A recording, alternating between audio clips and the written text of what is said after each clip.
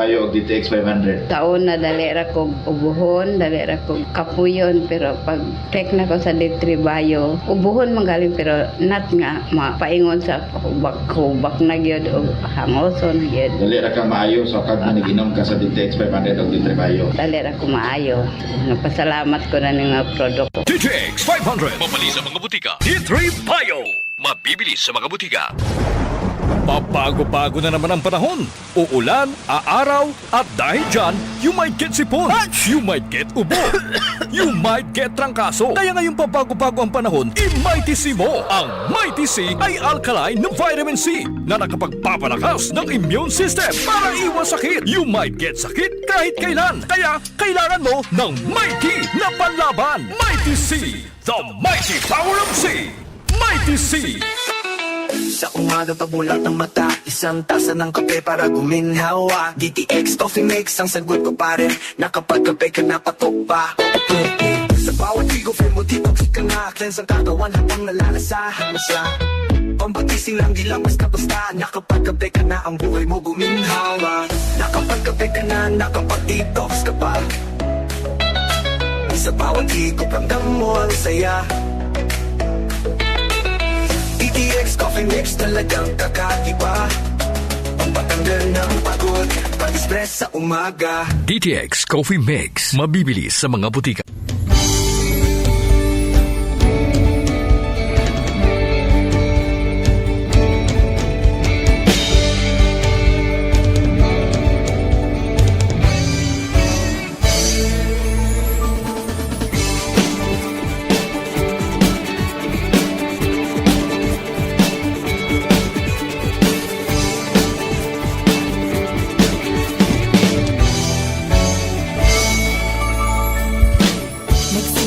Sa isang pangarap, unti-unting natutupad. Kasama mong lilipad sa tagumpay ng bawat buhay. Isang layunin na nais marating, sa bawat busis na maririnig. Pag-asa at tuwa, ayong mababati. Namin sa inyo, serbisyong totoo, serbisyong may puso sa kampyon na radyo. Tulong malasakit at pagmamahalan, walang kinakatakutan sa bawat laban. Sama-samang isigaw, buong mundo'y mapapawaw. Wow! May puso! Ito ang K5 News FM. Kami ang K5 News FM. Tayo ang K5 News FM Philippines. K5 News FM! Ang News FM! Luzon, Visayas, Mindanao, everybody says wow! Nakikinig sa radyo, ito ang totoo. Sa bawat Pilipino, Tagalog, Bisaya, Ilonggo, Waray, Ilocano, serbisyo, may puso sa kampyon na radyo. K5 News FM, ito ang radyo ko. Ito ang radyo ko. Ito ang K5 News FM. Kami ang K5 News FM. Tayo ang K5 News FM. Ito ang radyo ko, may puso. Sama-sama tayo sa pagserbisyo, walang iwanan, tagumpay ay makakamtan. Tunay na K5 numero 1 sa inyong mga puso. Atid namin sa inyo serbisyong totoo, serbisyong may puso sa kampyon na radyo. Balik na drama, musika at kasiyahan, Walang kinakatakutan sa bawat laban. sama-samang isigaw, buong mundo'y magpapawaw. Para sa kampyon niya istasyon, K5 News FM. Ito ang K5 News FM. Kami ang K5 News FM. Tayo ang K5 News FM Philippines.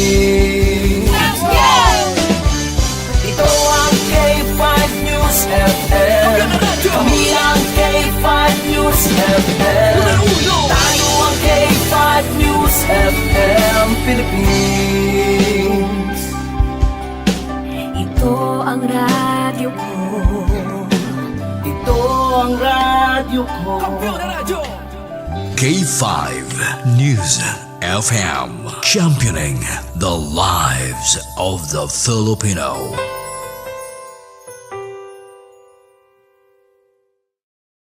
We're in the world via Facebook Live at live streaming 94.5 K5 News FM Calripo 100.9 K5 News FM Rojas City 88.7 K5 News FM Iloilo City 103.9 K5 News FM Bacolod City 97.7 K5 News FM Dumaguete City 103.1 K5 News FM Tacloban 107.1 K5 News FM Olongapo City. Ito ang himpilan na kampyon sa balita, kampyon sa musika, kampyon sa drama, kampyon sa komentaryo at kampyon sa serbisyo publiko sa Cagayan de Oro 89.3 K5 News FM, championing the lives of the Filipino. Across the land, across the seas, and across the nation, you are listening to the dominant radio station in the country.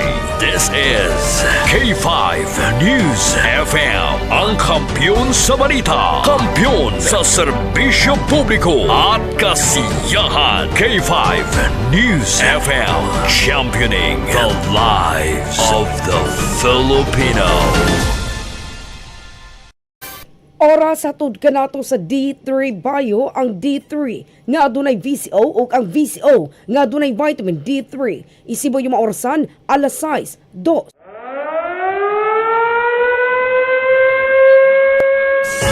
Live mula sa bulwagang balita ng K5 News FM. K5 News FM. Narito na ang mga nagbabagang mga balitang lokal sa iba't ibang bahagi ng bansa. Balita sa international, palakasan, entertainment at balitang negosyo sa DTX 500 Morning Newscast. O karon sa uluhan sa mga balita. Sa balitang lokal, walay na monitor nga hulga o kagubot sa CDO atol sa SONA ni PBBM. Pro-10 giniskurahe ang mga netizen sa pag-share og mga unverified posts sa social media. Buhatan sa LTO Region 10 nangayog pasaylo sa publiko tungod sa langay nga transaksyon sa ilang buhatan. Human na daot ang ilang sistema. Tulisan nga nakapiyansa sa kaso na dakpan pagbalik tungod sa pagpamaligyag iligal nga droga. Sa balitang regional, pagsulod sa mga baboy gikan sa Antique, gihunong sa aklan na human sa pagsirado sa provincial border. Samtang Aboitiz Power nagatulog tabang sa 2,000 kapamilya sa Mariveles. Sa balitang national, 12 ka minor de edad lakip sa mga nadakpan atol sa SONA protest. Tungkang balitang national, VP Sara nagpasalamat human nagpabiling taas ang iyang rating sa survey. Sa balitang international, kapin 50 samdan human sa magnitude 7.1 nga linog sa Japan. Sa balitang sports, Alex Yala mudula sa mixed doubles sa 2026 US Open. Sa balitang showbiz, Doc Willie Ong nagpadayon sa pagpaalim batok sa stage 4 sarcoma. Sa balitang kakaiba, grabing kumbate sa duha ka estudyante nakuhaan og video, papel gigamit nga trapo.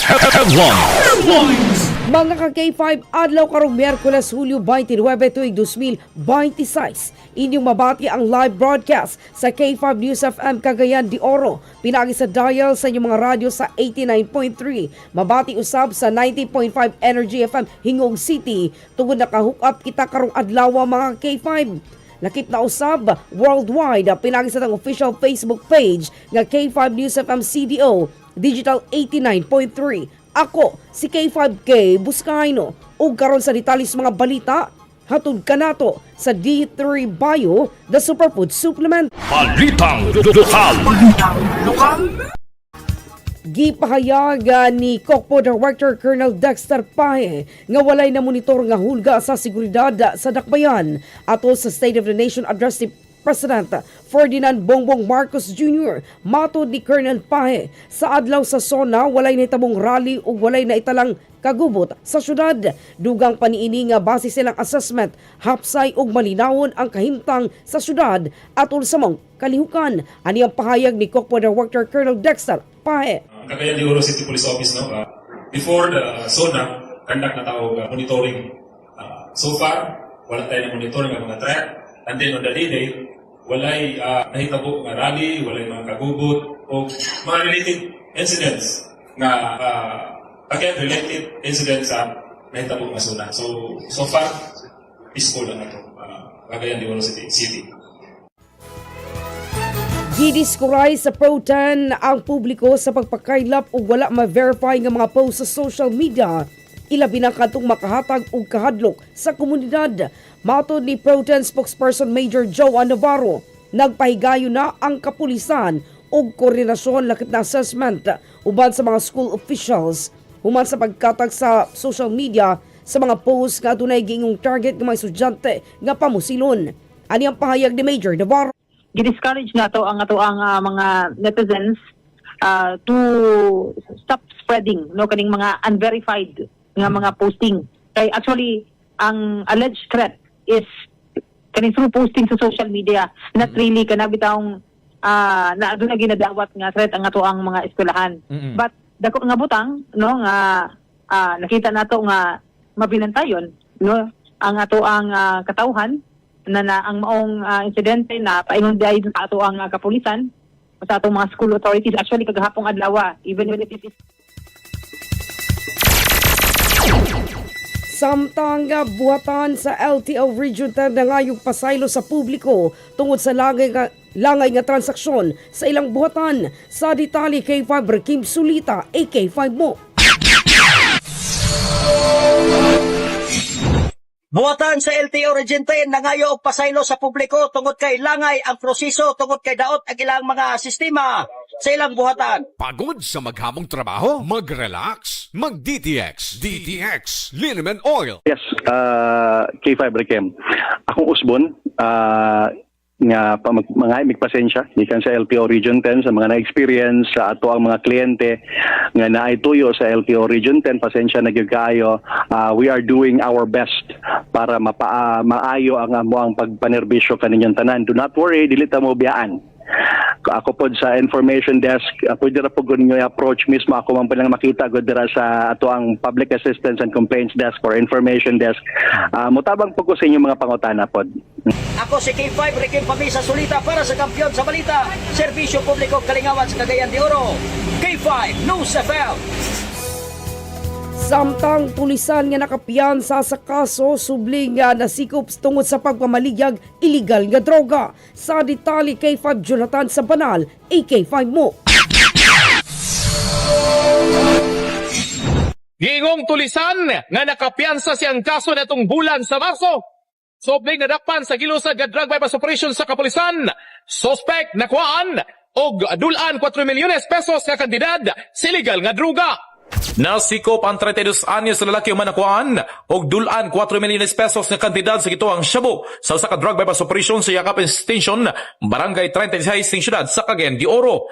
Gila sa Regional Police Drug Enforcement Unit RPDO 10 Team 2 ang suspetsado nga si alias Mario, residente sa Barangay Patag. Sumala sa report sa kapulisan, daling gilusad ang operasyon gamit ang 2,000 pesos nga bypass money. Sa dihang narekisa si Mario, nakuha sulod siyang belt bag ang dusi kanagadiang gidakon sa pakitis ito ang shabu nga motimbang sobra tunga sa kilo o nagkitidad sa dulan 4 milyones pesos. Sa operasyon nga gilusad, target nga ini si alias Junjun apan daling nakasibat og midagan sa wala mapihong direksyon.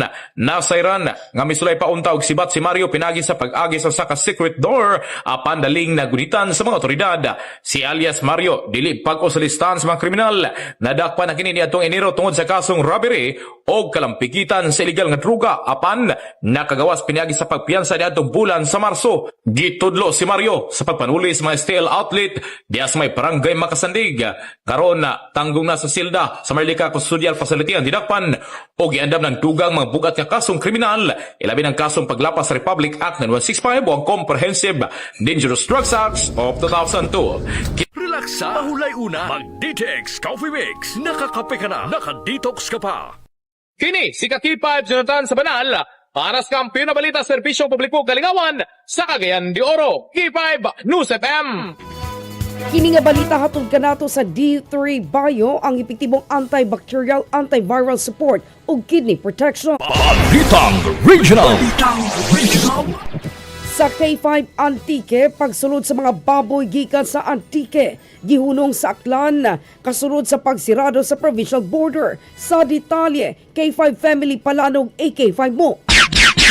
Nagpasya ang Aklan na pansamantalang ihinto ang pagtanggap ng mga baboy mula sa probinsya ng Antique simula noong Hulyo 27, 2026 matapos nitong ipatupad ang pagsasara ng kanilang provincial borders.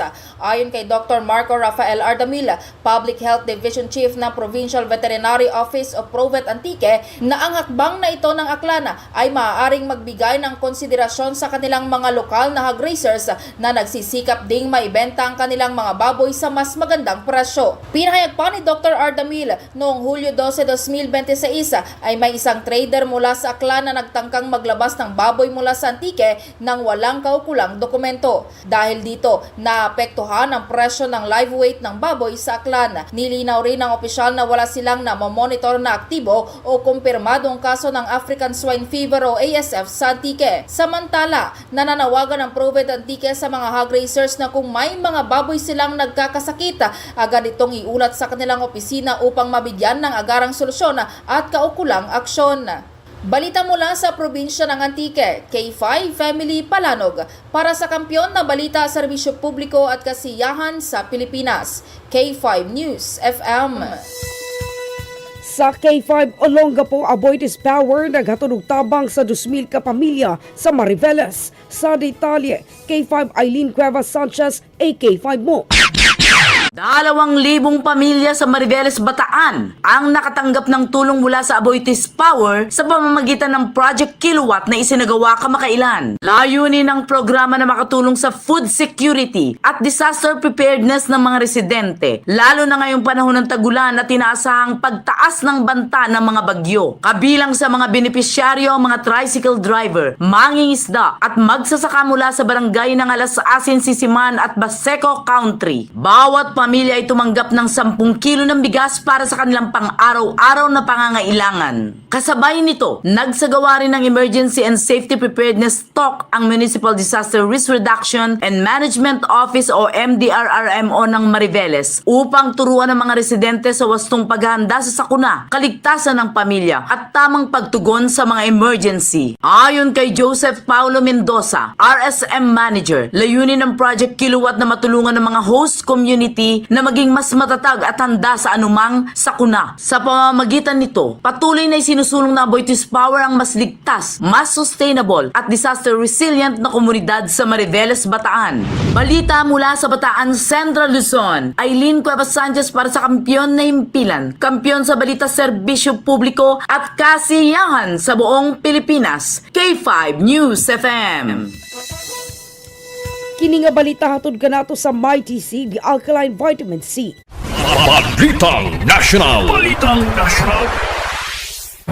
Gikumpirma sa PNP nga 12 ka minor de edad ang lakip sa 51 ka individual ang nasikop atol sa mga kilos protesta kalabo sa State of the Nation Address 2026 ni PBBM. Matod sa PNP, kung gipagawas dayon ang mga minor de edad, human sila ma-assess sa DSWD. Ani ang pahayag sa PNP.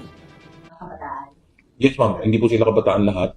So upon verification, out of the 51, 12 were brought to the police station for verification, and upon learning na validate or na-confirm that they are minors, they were turned over to the DSWD, the social workers po natin, for assessment. And as of now, they were already released. Yung 39 po naman ay 30 is undergoing investigation and case build-up, As to the 9, they will be subjected to inquest proceedings po, yung siya, for Samtang nagpasalamat si Vice Presidente Sara Duterte, human nagpakita ang kung human migawa sa pinakabagong survey nga nagpabiling taas ang iyang rating. Mato ni VP Sara dako ang iyang pasalamat sa padayon nga pagsalig og suporta nga gipakita sa katawan ngadto kaniya. Ang iyang pahayag ni VP Sara Duterte. On that point, I am truly blessed, no? Favored ako ng Diyos sa ganyan na bagay. Hindi ako makapag-explain sa mga surveys dahil hindi ko naman alam paano yung ginawa o kung sino ang nagpagawa niyan. Pero lagi lang talaga ang sinasabi ko kapag merong survey na lumalabas ay nagpapasalamat ako sa patuloy na pagtitiwala ng ating mga kababayan sa akin, sa aking mga kasamahan sa OVP at syempre sa aming opisina. Kini nga balita hatod kanato sa DTX Coffee Mix, nakakapikanan, nakadetox ka pa. Balita International. Kapin 50 ka tawo ang samdan human sa pagtayog sa magnitude 7.1 nga linog sa Kumamoto Prefecture sa Kyushu Region sa Japan. Base sa report, libuan ka panimalay ang nawalan og kuryente samtang adunay mga kalsada, tulay, mga building nga nadamyos tungod sa linog. Mato ni Japanese Prime Minister Sanachi Takaichi, padayon pa ang pag-assist sa mga otoridad aron matino ang tinuod nga ginaganon sa mga biktima og damyos nga nahimo sa maong linog. Kini nga balita hatod kanato sa Day of Fresh Roll On para sa hamis humot ug puti nga kiliki. Balita Sports. Maghimog kasaysayan ang Filipina tennis star nga si Alex Yala sa iyang unang professional mixed doubles appearance sa 2026 US Open. Makigdula siya kauban ang Canadian ATP standout o world number 4 nga si Felix Auger-Aliassime sa mixed doubles tournament nga ipahigayon karong Agosto 25 hangtod 26. Kini nga balita hatod kanato sa DTX 500. Siguradong makapabos imong blood sugar level ug blood pressure. Balitang Entertainment.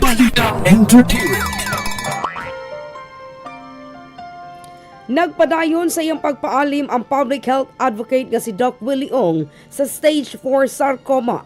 Sa iyang mensahe, giingon ni Ong nga adunay mga higayon nga adunay maayong balita ug adunay usab dili maayong balita mahitungod sa iyang kahimtang.